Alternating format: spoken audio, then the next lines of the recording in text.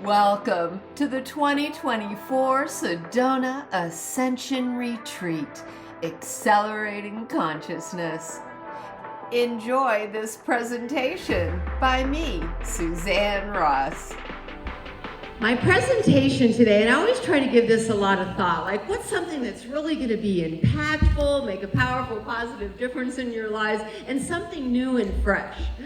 So, my presentation, The Middle Way is an Ascension Portal, goes back to what I was talking about earlier, in that Buddhism is the foundation of my path. And my sister introduced me to the Buddhist path. The first retreat I went to was a retreat on loving kindness. How can you go wrong with loving kindness, right? And I just fell in love with the beautiful prayers and practices and all of the Buddhist concepts. And a major concept in Buddhism is the middle way. It is the middle way between extremes. If we get too blinded by the light and we're spending all of our time in the ether, even though that's super fun, we can't be present and effective in our reality. And at the same time, if we're consumed by the shadow, then we're not effective either, right? And we're all here to serve the love and the light. And so balancing the light and the dark is the key. And I believe it's the key to mastering this game, this 3D game, which is the equal light and dark, right? And so once we balance our right and left brain, right, we balance the light and dark, we embrace the dark, we embrace the light, then we can ascend through the middle, through the Ascension Portal. The space-time game, right? We talk about a simulation, and how much fun is that? The space-time game is being projected, I believe, from a central source, the only true realities, where our souls, our eternal souls, which I like to call our source self, is projecting these holographic fractals of who we're being here in the space-time game. And these worlds that we live on are also holograms, right? But the whole of this space-time experience isn't just a journey to know thyself. This is a journey to experience love. Love of self and other. And love is in the dark and love is in the light, right? And so to win this game, one must master the duality.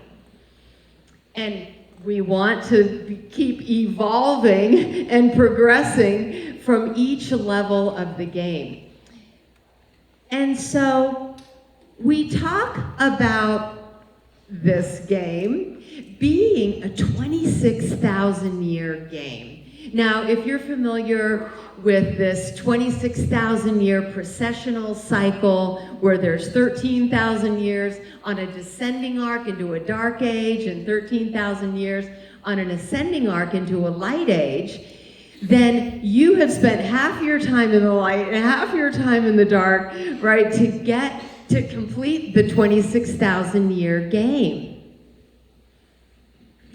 Now, I find it interesting that in Hinduism, they call the center point between the light age on the top and the dark age on the bottom, the navel of Vishnu, the source of creative power at the center. Again, in the middle, right? And the world through Brahma evolved from the navel of Lord Vishnu, or the seed of Brahma, that is the supermassive black hole at the intergalactic center. Now, this is supported in astronomy, that the sun ascends and descends from the navel of Lord Vishnu, that is the black hole at the center of the galaxy. And literally, it does take 12,000 years for ascension, moving toward the galactic center, and 12,000 years for descending, moving away from that supermassive black hole. So the idea right, is that we can experience an age, a golden age, when we align with the galactic center. But as you can see, right here on this diagram, it says there's the Earth's location. Only 2,024 years on this ascension arc, which is supposed to be 13,000 years. So how can we be entering a golden age? Well, I found this large purple book called the Bilgi Kitabi, channeled through the source of Mevlana, formerly Rumi, on this planet. And this source says that we were put on an accelerated evolution plan starting in the year 1900. And then I heard that Sri Yukteswar claimed that Kali Yuga ended in 1899. Now, some believe we still have decades in Kali Yuga, but according to these sources, it ended in 1900. Now, this accelerated evolution plan says that each year becomes equal to 100 years, catapulting us directly in to that 13,000 year goal of reaching the golden age. Now, who here believes we're in the golden age right here and now, right? And that really helps to explain it. I had never heard of the accelerated evolution plan until I picked up this book, and I was like, yes, that's it, we're in it. And so I like this diagram showing how the age of darkness represents outer materialism, and the age of enlightenment sort of represents inner consciousness. Well, clearly we are both, inner and outer. And all of these things, density and transparency, matter and spirit, masculine and feminine, temporal and infinite. So I just love to really embrace all of it, right? To be so present here in this reality that we're experiencing through our senses. And while it may be an illusion, right, it's still very real to us through our senses. And so it's up to us to make that choice, to really embrace it, right? To really experience it. I mean, our souls volunteered to come here into this reality of duality. So let's get into it while still seeking the light of ascension. And that is going to be the key to ascension. I love the yin and yang symbol, right? I have a big picture of it in my office just to remind me when I feel like maybe the shadow is slipping in and something is happening that may be considered the darkness. You know, I just think about, you know what, I'm just going to embrace this, right? And have the opportunity to transcend the shadow, to transmute the shadow by learning from it, by growing from it. And again, here we have the ascension portal right there in the middle. Now in space-time, whoa, that's louder if I put it right up. But I'm like, my lips are touching it. But in this reality of duality, one thing that sustains it is that contrast, that dual nature, right? So without the shadow, there's no light. Without up, there's no down. Without right, there's no left. I mean, it maintains this reality. And the idea is unity in duality. The middle way is very nuanced, right? And so we talk about extremes from left to right, or love and hate, and so fear and love, right? But it's a full, colorful spectrum of light that we're traveling back and forth on. And sometimes we're way over here, and other times we're over here. So it's this very nuanced path. I teach a spiritual counselor certification course, and I'm really enjoying doing it. I also teach a transcendence guide course, which is a little bit more metaphysical about the Merkaba and such. But this is a little bit more grounded, my spiritual counselor course. And so what we're exploring in that course is really the archetypes.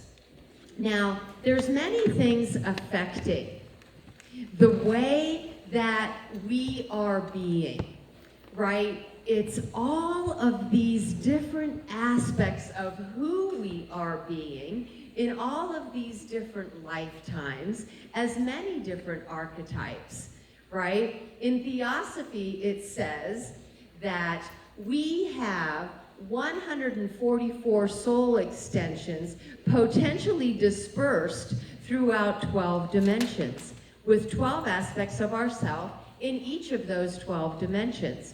That means that in the third dimension, whatever sign you are right now, you could potentially have 11 other signs in 11 other timelines in this dimension alone, and in every other of the 12 dimensions. And they are affecting you. They're affecting your thoughts and your words and your actions in what I like to call a bleed through, right? And the more that we do other life regressions, the more and more that we tap in to our multidimensionality, even in higher dimensions, right? Then we start to return to wholeness and really experience. Like, I don't like to limit ourselves to the sign that we are necessarily. While we may demonstrate some of those traits, like, who here finds that they're demonstrating many other traits of many other signs, right? As we move into our wholeness. So the 13th in the middle. Now, the 13 is just expressed in so many different ways. When I first discovered the 13th sign of Ophiuchus, and my friend Laura Eisenhower was talking a lot about Ophiuchus at one point in time. This is a 13th sign that can be introduced into the astrological chart, right? But also this idea of the 13th in the center, because the 13th in the center is projecting out these 12 different aspects of itself. I believe that there are 13 sacred sites on the planet. There's 12, and then there's the one at the geodesic center of the earth, the Great Pyramid, right? My dear friend Brad Olson and I, who's here at the conference today, we co-host a TV series called Operation New Earth, and the whole theme is to explore this idea of 13 constellations, 13 signs, 13 sacred sites, and how they're all connected. On Sunday, we'll be on stage here showing our TV series and talking about it. So again, in Buddhism, the middle way. And Madhyamaka is the middling school that was founded by Nagarjuna. And he talks about how all of these things coexist. Existence and non-existence. Reality and illusion. Unity in plural, what? I'm not gonna try that again. Absolute and relative, temporal and finite, right? And so the absolute created the relative, right? The infinite created the temporal. And so all of it is in everything. Here we are, each of us, a unique expression of self, but we are also one, right? So we can experience our individuality and at the same time really appreciate the oneness. We are all of and from the same divine source. And so in Buddhism, a key point is non-judgment and non-attachment. And I really feel like that goes to this idea of pure unconditional love. Because when we have pure unconditional love, we are not in judgment of ourselves or anybody else. We honor the role that everyone came here to play. And with the recognition that everything is temporal, everything is transient, we can also experience non-attachment. And these two practices were really effective for me on the Buddhist path, and I think they're really powerful ones. The Noble Eightfold Path is practiced in Buddhism, and they talk about the right view, the right resolve, the right speech, conduct, livelihood, effort, mindfulness, and samadhi. But I don't like to really promote that there's a right or a wrong necessarily, right? We could sort of replace that with the highest view, right? The highest perspective, the highest resolution that produces the best outcome for all.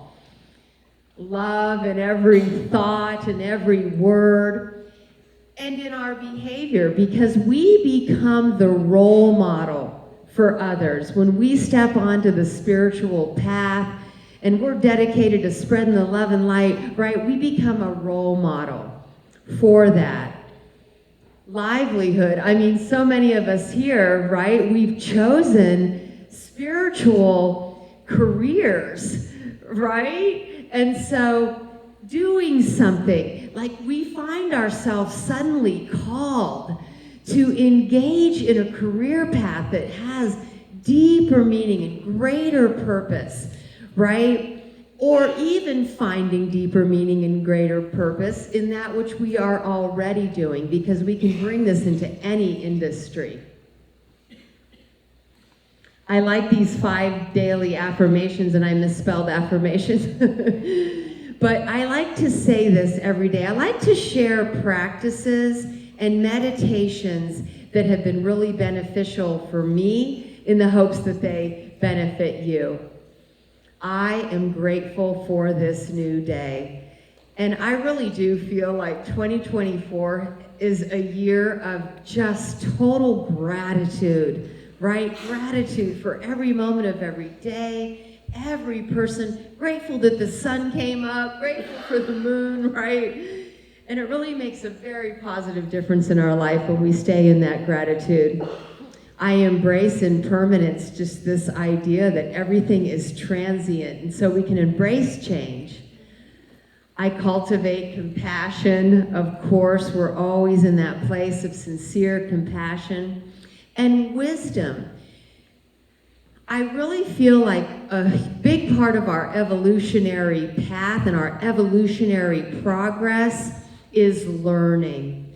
Learning, researching, studying, right? Because we're becoming smarter and wiser and more knowledgeable. And with our third eye practice today, also opening to connect in to that vast field of knowledge that we have access to in the Akasha.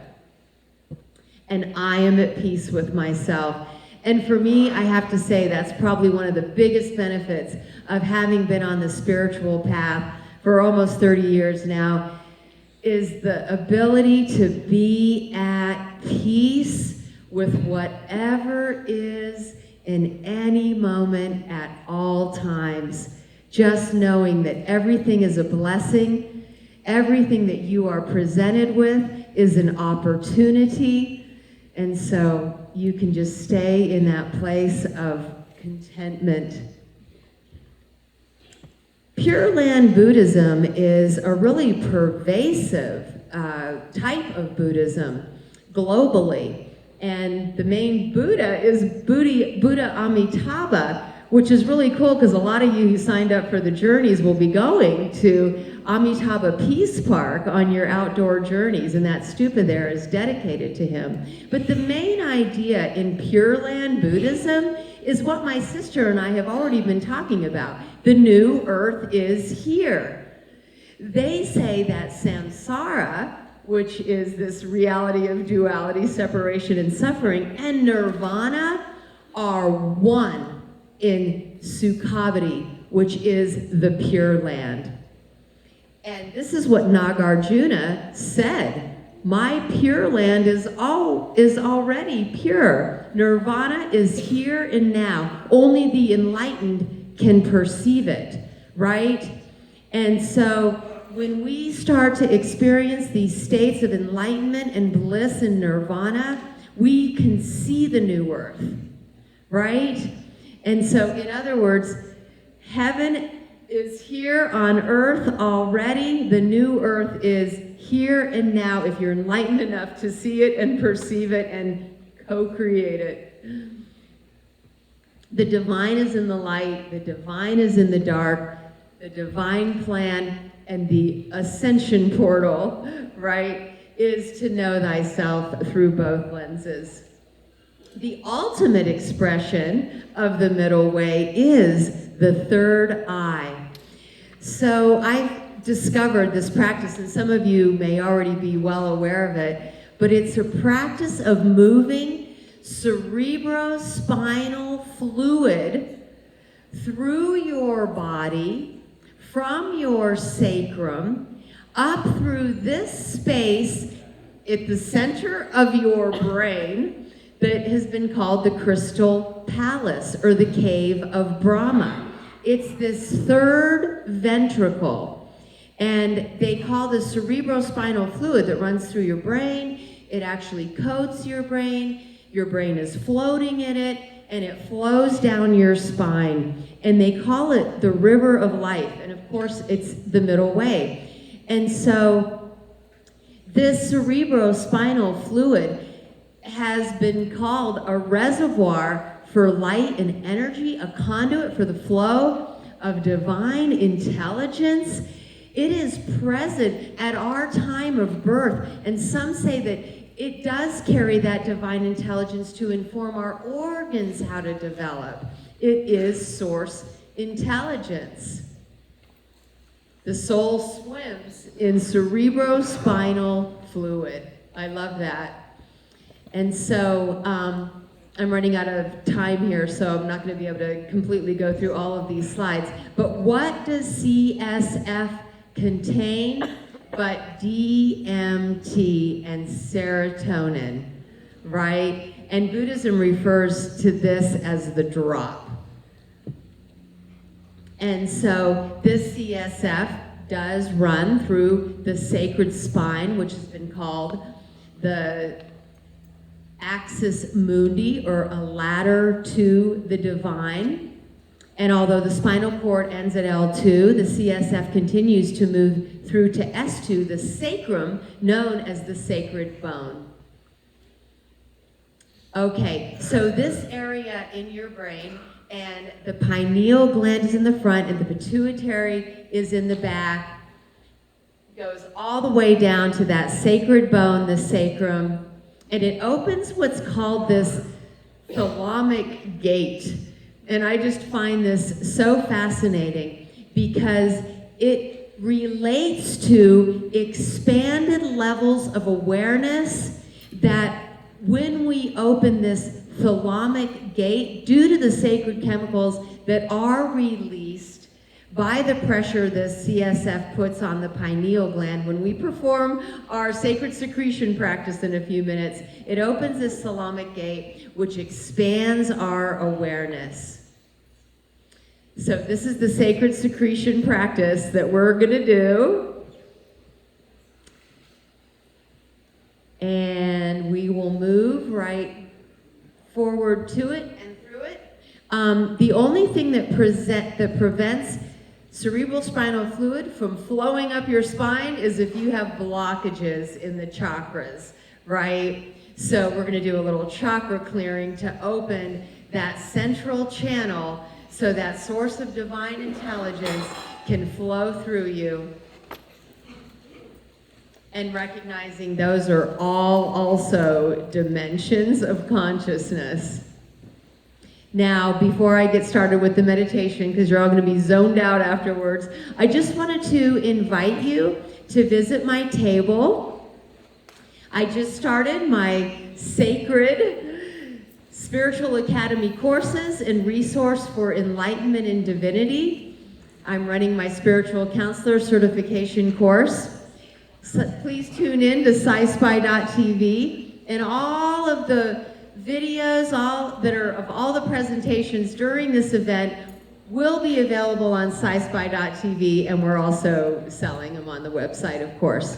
I'm already planning my next event, and so I'm really excited to announce it. We do one event in March and one event in September. This falls right on the fall equinox this year, and it's going to be psychics, channelers, and mediums. And that beautiful sponsor gal that was in here earlier is going to be a part of it. And so we are really excited. This is happening at the Global Center for Christ Consciousness, and tickets are already on sale. You can visit my table. All right, it's time for the practice.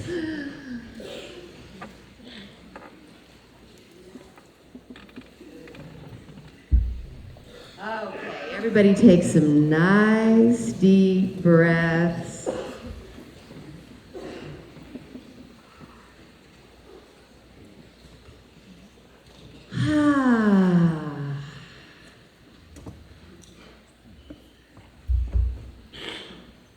Laser focused on your breaths.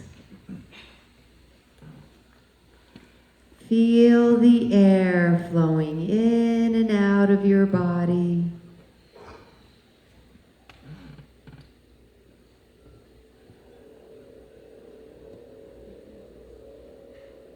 And with each and every breath, feeling more and more and more relaxed.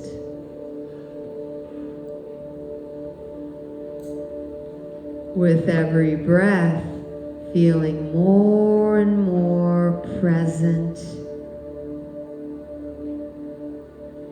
Present here in the now moment.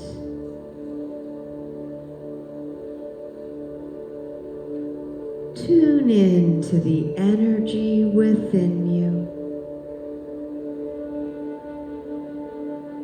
Feel into the energy vibrating within you. This is the life force moving through you. In the Native American spirit, they call it the one great spirit moving through you. The universal life force.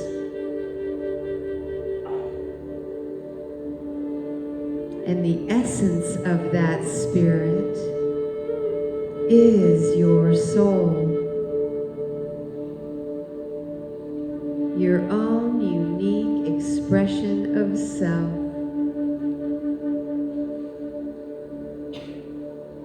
Feel into your soul.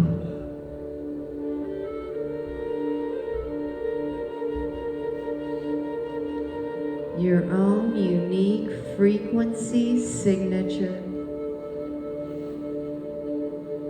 A symphony of all of the energy centers, each one spinning like an instrument.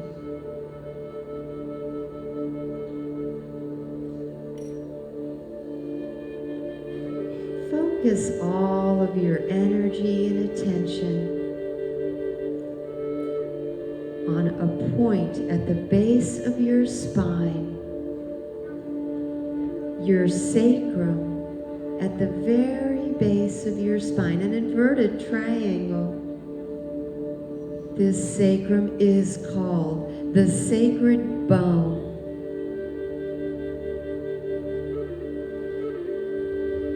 And just above that is coiled your Kundalini energy, these two serpents, one electric blue, one magnetic red, intertwined and spinning at the base of your spine. Above that is is your first red root chakra, bright red in color. Breathe into this chakra and release it to spin on your spine. Breathing into it, releasing it to spin.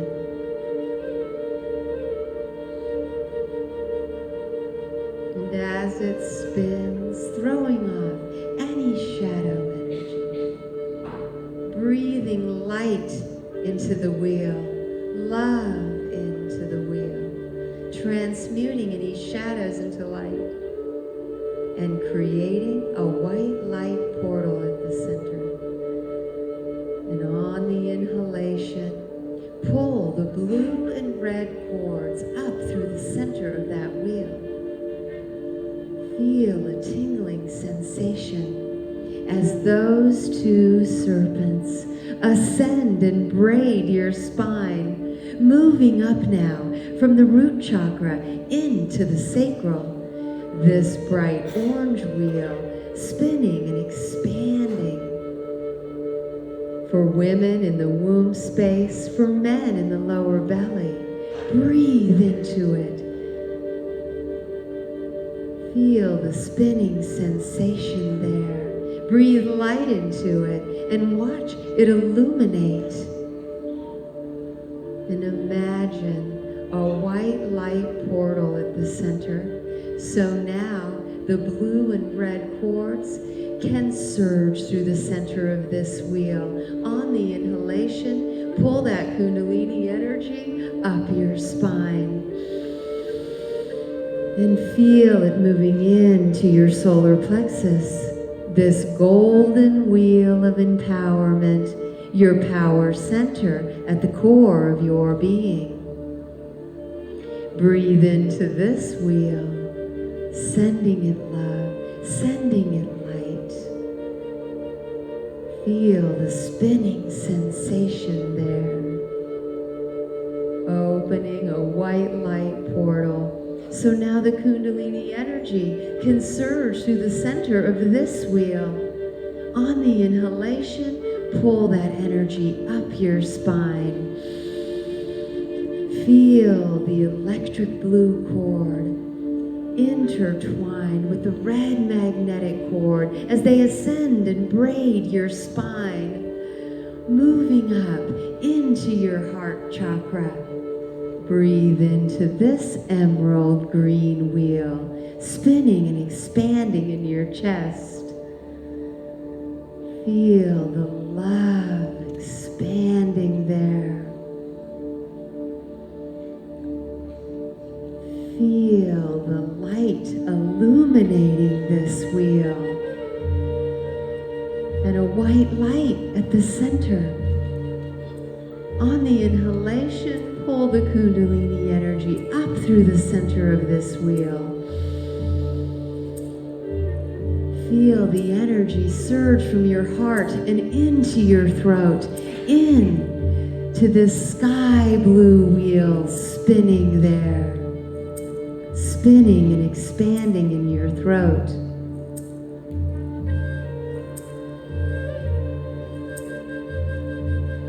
Opening your throat so that you can share your feelings honestly and openly with compassion and kindness, so that you can speak your truth, the truth of who you are authentically. Opening your throat so that you can communicate with your spirit guides, with your higher selves, the angels and archangels, with Mother, Father, God, Goddess. Now, with your throat wide open, pull that Kundalini energy up through your throat opening and watch as the electric blue cord plugs into your brain stem and the red magnetic cord plugs into your brain stem. And now watch as the electric blue cord pours blue electric energy into the left side of your brain. And the red magnetic cord pours red magnetism into the right side of your brain. Mother magnetic, Father electric. Mother Earth and Father Sky. Divine Feminine, Divine Masculine. Now imagine the red pouring into the blue, pouring into the red, creating a beautiful indigo color.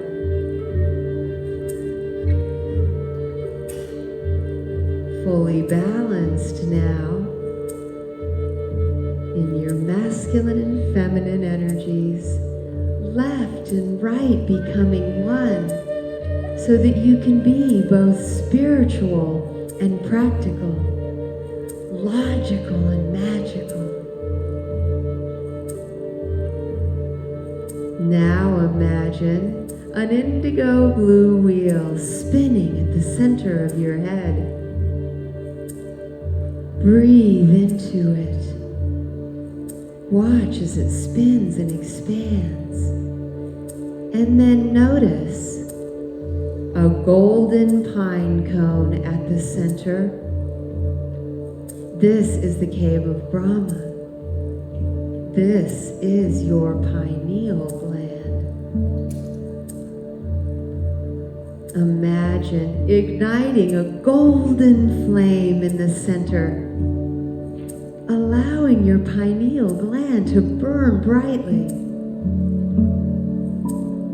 Now focus all of your energy and attention on a point between your brows. Laser focused on that point, you may feel a tingling sensation there.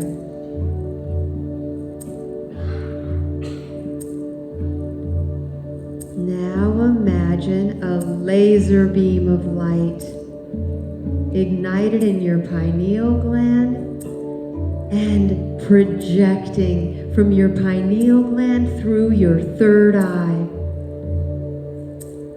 This laser beam of light projecting through your third eye, accessing the Akasha.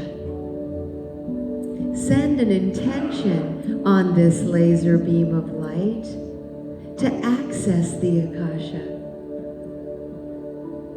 to tune in to any information, any intelligence, any question you may be seeking an answer to.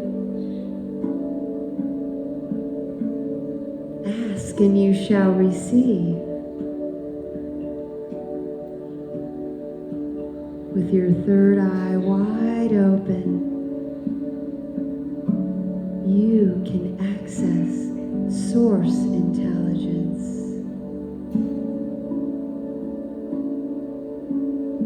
Cosmic consciousness, universal consciousness.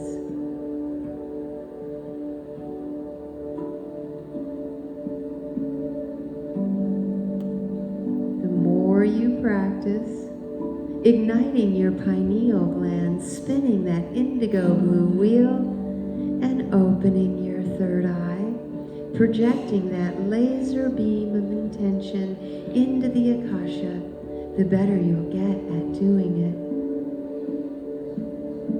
Now focus all of your attention on your crown chakra, spinning that violet wheel, spinning and expanding, and imagine a golden light at the center. This is your crown chakra. Opening the crown chakra allows you to receive light flowing into you from the infinite source of light. Now with all all of the chakras open. Send all of your breath of light, back into that sacrum, back into that sacred bone. And squeeze there, squeeze the sphincter, known as the banda. And then inhale, forcing the river of life up the spine, through the chakras. And hold your breath with your tongue on the roof of your mouth for 2.5 seconds. 1001, 1002. And release the breath.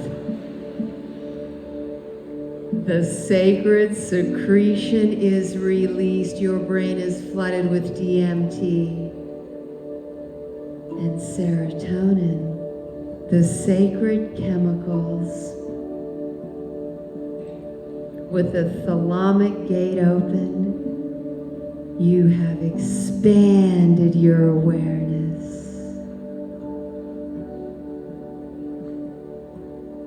Experience the state of super consciousness.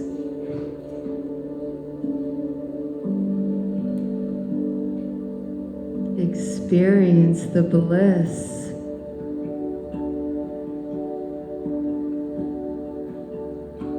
The inner peace,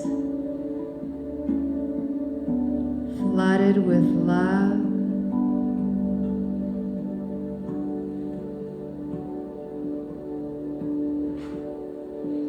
flooded with joy.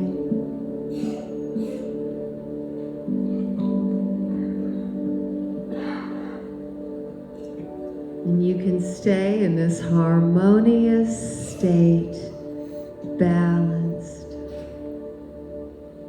connected, expanded.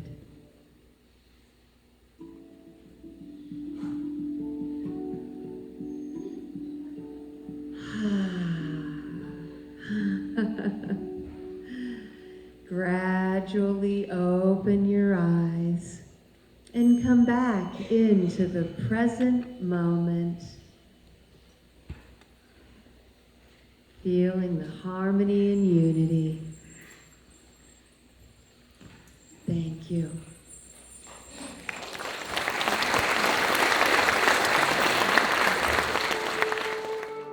Stay tuned for the next presentation featuring Mark Anthony.